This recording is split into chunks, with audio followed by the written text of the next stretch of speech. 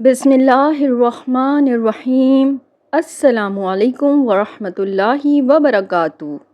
جب ساری دنیا کی راہیں بند ہو جائیں، جب انسان کو اپنے سوا کچھ نظر نہ آئے، تو ایک ہی راستہ بچتا ہے، رب کی طرف پلٹنے کا۔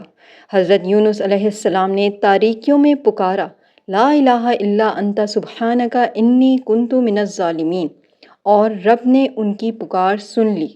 تو اے غم زدہ دل، تو بھی پکار، رب تیرے انتظار میں ہے۔ آج ہم بات کریں گے ایک ایسی عظیم دعا کی جو نہ صرف نبی کی زبان سے نکلی بلکہ آج بھی ہر مومن کے دل کو تسلی دیتی ہے۔ یہ ہے آیت کریمہ سورہ انبیاء کی آیت 87، لا الہ الا انت سبحانک انی کنت من الظالمین۔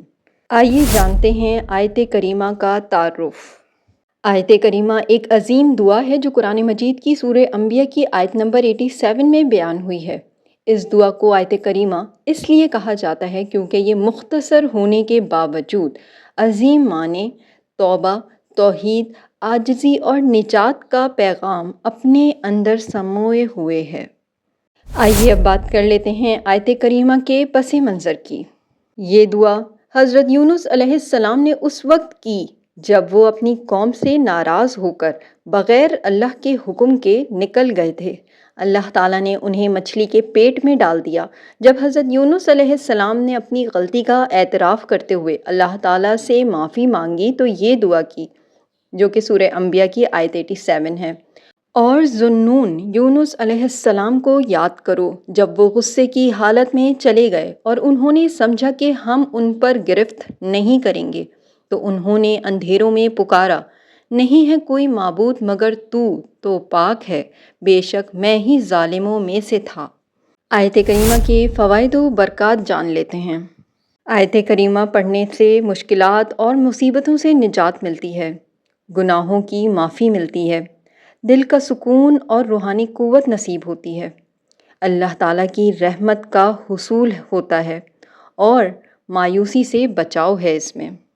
آیت کریمہ کے وظائف۔ سب سے پہلا وظیفہ مشکلات اور مصیبتوں سے نجات کے لیے۔ اگر آپ زندگی کی کسی بھی پریشانی، بیماری، قرض، بے روزگاری، جھگڑوں یا رشتوں کی خرابی جیسے معاملات میں مبتلا ہیں تو یہ وظیفہ خاص طور پر مؤثر ہے۔ وظیفے کا طریقہ یہ ہے کہ 313 مرتبہ نماز فجر یا نماز عشاء کے بعد پڑھنا ہے، مسلسل 11 دن یا جب تک آپ کا مسئلہ حل نہ ہو۔ ہدایات یہ ہیں کہ ہر بار پڑھنے سے پہلے 11 بار درود شریف پڑھیں، خاموشی سے تنہائی میں دل سے مانگیں، ہر بار اپنی حاجت اللہ کے سامنے رکھیں۔ دوسرا وظیفہ گناہوں کی معافی کے لیے ہے۔ اگر انسان دل سے اپنی غلطیوں پر نادم ہے اور چاہتا ہے کہ اللہ اسے معاف کرے تو یہ آیت گناہوں کی معافی کے لیے بہترین ذریعہ ہے۔ طریقہ یہ ہے کہ 70 بار آپ نے اسے پڑھنا ہے روزانہ تہجد میں یا عشاء کے بعد، کم از کم 40 دن تک یا زندگی بھر کا معمول بنا لیں اسے آپ۔ ہدایات یہ ہیں کہ ہر بار سچے دل سے گناہوں کا اعتراف کریں، ساتھ ساتھ استغفر اللہ ربی من کل ذنب واتوب الیہ بھی پڑھیں، رو کر یا دل میں ندامت محسوس کر کے پڑھنا افضل ہے۔ تیسرا وظیفہ دل کا سکون اور روحانی قوت حاصل کرنے کے لیے ہے۔ اگر دل میں بے چینی، گھبراہٹ، ذہنی دباؤ یا وسوسے ہوں تو یہ آیت دل کو نور، یقین اور روحانی اطمینان دیتی ہے۔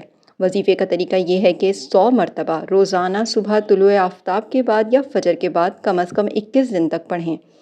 ہدایات یہ ہیں کہ صاف جگہ خوشبو لگا کر باوضو ہو کر پڑھیں، ہر بار اللہ سے دل کی صفائی، روحانی ترقی اور سکون کی دعا مانگیں۔ مراقبے کے ساتھ پڑھنا فائدہ دوگنا کر دیتا ہے۔ خواجہ نظام الدین اولیاء رحمہ اللہ دل کی طہارت کے لیے اس دعا کو 1000 بار 3 دن تک پڑھنے کا مشورہ دیتے تھے۔ چوتھا وظیفہ اللہ تعالیٰ کی رحمت کے حصول کے لیے ہے۔ جو شخص اللہ کی رحمت کا طالب ہے دنیا میں بھی اور آخرت میں بھی تو وہ اس آیت کے ذریعے اللہ کے قریب ہو سکتا ہے۔ وظیفے کا طریقہ یہ ہے کہ 41 بار ہر نماز کے بعد روزانہ پڑھنے کا معمول بنائیں۔ ہدایات یہ ہیں کہ ہر نماز کے بعد ہاتھ اٹھا کر اللہ سے عرض کریں، اے اللہ جیسے تو نے یونس علیہ السلام پر رحم کیا مجھ پر بھی کر۔ اور سورہ انبیاء کی آیت کا ترجمہ، اور ہم ایمان والوں کو ایسی ہی نجات دیتے ہیں۔ پانچواں اور آخری وظیفہ مایوسی سے بچاؤ کے لیے ہے۔ مایوسی ڈپریشن یا نا امیدی آج کے دور کا بڑا مرض ہے۔ آیت کریمہ اس کا بہترین روحانی علاج ہے۔ وظیفے کا طریقہ یہ ہے کہ 125 بار رات سونے سے پہلے کم از کم 11 دن تک آپ نے پڑھنا ہے، اور اس کی ہدایات یہ ہیں کہ مکمل اندھیرے میں تنہائی میں اللہ سے جڑنے کی نیت سے پڑھیں۔ پڑھنے کے بعد اللہ سے امید، آسانی اور تسکین کی دعا مانگیں۔ یاد رکھیں، حضرت یونس علیہ السلام بھی اس وقت دعا کر رہے تھے جب ہر طرف اندھیرا تھا اور اللہ نے انہیں بچا لیا۔ آئیے اب جان لیتے ہیں حضرت یونس علیہ السلام کا واقعہ۔ حضرت یونس علیہ السلام کا واقعہ قرآن پاک کے ایمان افروز اور سبق آموز واقعات میں سے ایک ہے۔ یہ واقعہ نہ صرف ایمان کی قوت، اللہ تعالیٰ کی رحمت اور توبہ کی تاثیر کو ظاہر کرتا ہے، بلکہ آج کے ہر مایوس انسان کے لیے ایک روحانی روشنی بھی ہے۔ آگے ویڈیو میں حضرت یونس علیہ السلام کے مکمل واقعے کو تفصیل سے مستند حوالوں کے ساتھ پیش کیا جا رہا ہے۔ کبھی زندگی ایسے موڑ پر لا کھڑا کرتی ہے جہاں نہ کوئی سننے والا ہوتا ہے نہ سمجھنے والا، جہاں ہر راستہ بند، ہر امید دم توڑ چکی ہو، جہاں دل چیخ رہا ہو مگر زبان پر خاموشی ہو، اور ایک ہی سوال دل کو کھا رہا ہو، کیا اللہ مجھے سن رہا ہے؟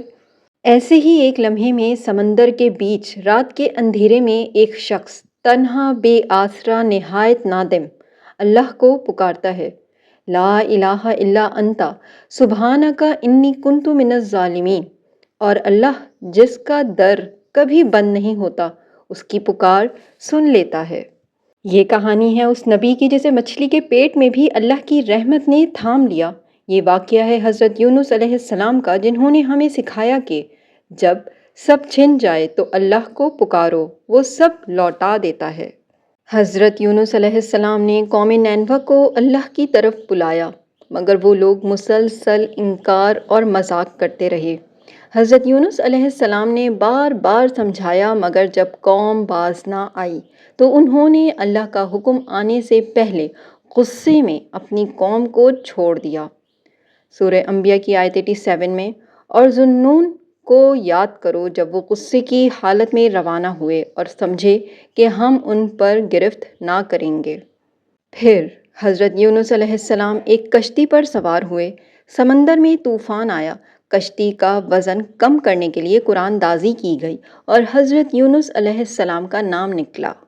لوگوں نے انہیں سمندر میں ڈال دیا۔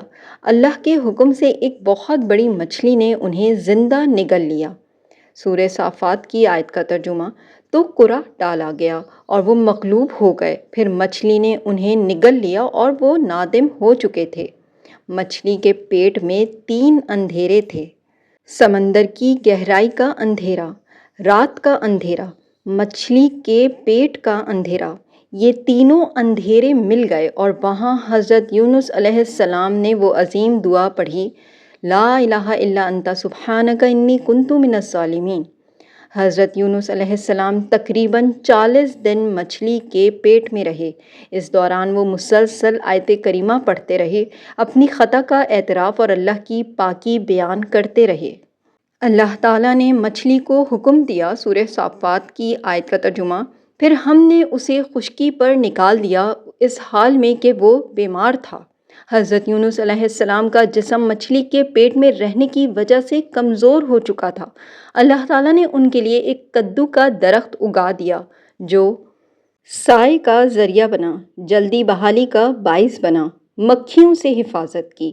سورہ صافات کی آیت کا ترجمہ، اور ہم نے ان پر ایک بیل دار درخت اگا دیا، یعنی کدو یا لوکی کا درخت، تاکہ ان کے جسم کو سایہ اور غذا ملے۔ جب حضرت یونس علیہ السلام واپس آئے تو ان کی قوم نے واقعی اللہ سے توبہ کر لی اور پوری قوم ایمان لے آئی۔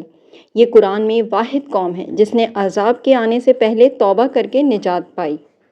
سورہ یونس کی آیت کا ترجمہ، پس کوئی بستی ایسی کیوں نہ ہوئی جو ایمان لاتی تو اس کا ایمان اسے نفع دیتا سوائے یونس کی قوم کے۔ اس واقعے سے ہمیں یہ سبق ملتا ہے کہ اگرچہ حضرت یونس علیہ السلام نبی تھے، پھر بھی انہوں نے جلد بازی کی، تو ہمیں اللہ کی مرضی کے بغیر قدم نہیں اٹھانا چاہیے۔ جب سب راستے بند ہوں، صرف ایک راستہ رہتا ہے اور وہ ہے اللہ کی طرف رجوع کا راستہ۔ آیت کریمہ گناہوں کے اعتراف اور اللہ کی پاکی بیان کرنے کا سب سے خوبصورت انداز ہے۔ اور آخری پوائنٹ یہ ہے کہ مایوسی کبھی نہ کریں۔ مچھلی کے پیٹ سے بھی اللہ نے نجات دی، بے شک اللہ ہر چیز پر قادر ہے۔ ہماری حوصلہ افزائی کے لیے ویڈیو کو لائک کرنا نہ بھولیے۔ مزید اسلامی ویڈیوز کے لیے چینل کو سبسکرائب کیجیے اور بیل آئیکن کو بھی پریس کیجیے تاکہ ہر نئی ویڈیو فوراً آپ تک پہنچے۔ اور اس ویڈیو کو اپنے پیاروں کے ساتھ ضرور شیئر کیجیے تاکہ وہ بھی اس علم سے فائدہ اٹھا سکیں۔ جزاک اللہ۔